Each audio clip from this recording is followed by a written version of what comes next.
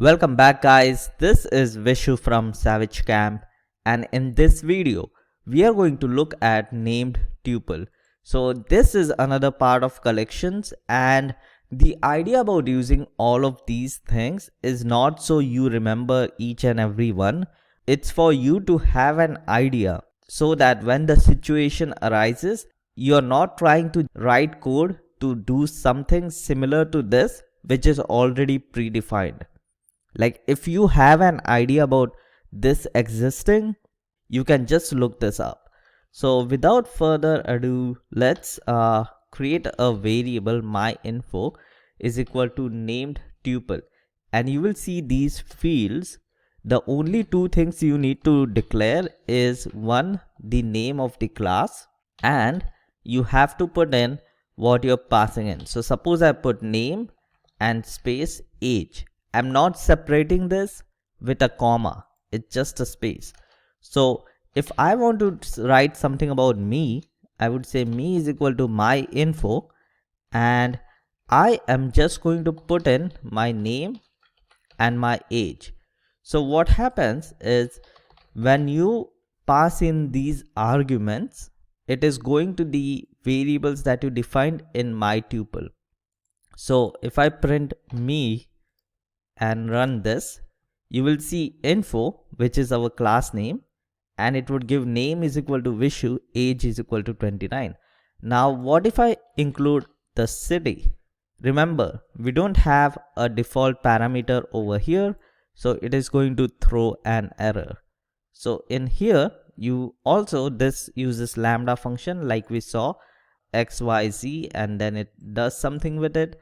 So name is Vishu, age is 29, and I have to do city as London. This is going to take the city as London.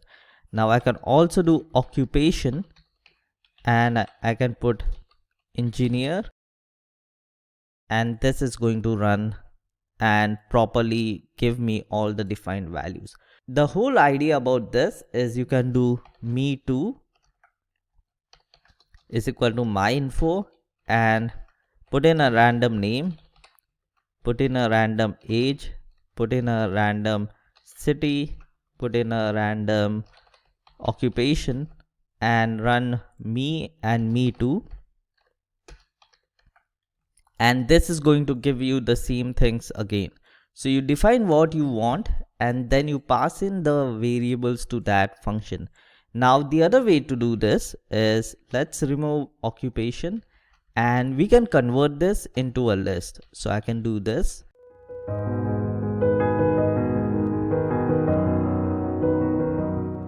And it's going to work the same way. Oh, so 5, so I need to remove the occupations because we got rid of them. And if I run this now, you will see that it works the same way. And like any other tuple, you can also access this from their index. So if I do 1, it should print out the age. So it's 29. The other way you can also do is me. Let's do me, then do print me. And then if I do, remember in the beginning, I said this is the class name. So these are the variables of the class. So if I put a period, you will see that there's name, there's age, and there should be a city. So you will see city come in. So if I do me.city, it is going to show me London. And if I do me underscore fields, it should actually show me all the fields. Yeah. So if you forget which fields are in the tuple, you can use this. It starts with underscore for some reason. I really don't know about this, but the tuple functions that you can use starts with underscore, like field defaults and other things. We can actually look at replace. So suppose I want to change the value of London. So I move from London to Chicago. So I will say me.replace city is equal to Chicago. You will see this city actually change to Chicago. But here's the thing. Once you change this and print me, you will see the London city is still there. because you have to remember tuples are immutable. They cannot be changed. So I can print it, like I can print it one time and it would show it as Chicago, but it would not change the value of this.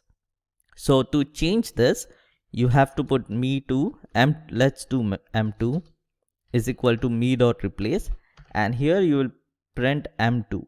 So again, your tuple cannot be changed.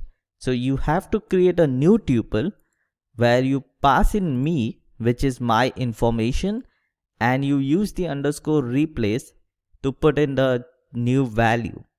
So the old one is still going to be me. So if I print me after here, this is still going to be me. What you have to remember is the value that you need to change should be in the new tuple. So I think that is enough information about named tuples. You should be able to use this now. Remember, you pass in the class name and you pass in what variables you want, and you can remove these. But if you remove these, all this should be one single argument and it would still retain all the same things. So that is it for this video, guys. I hope you enjoyed this, and I will see you guys in the next video.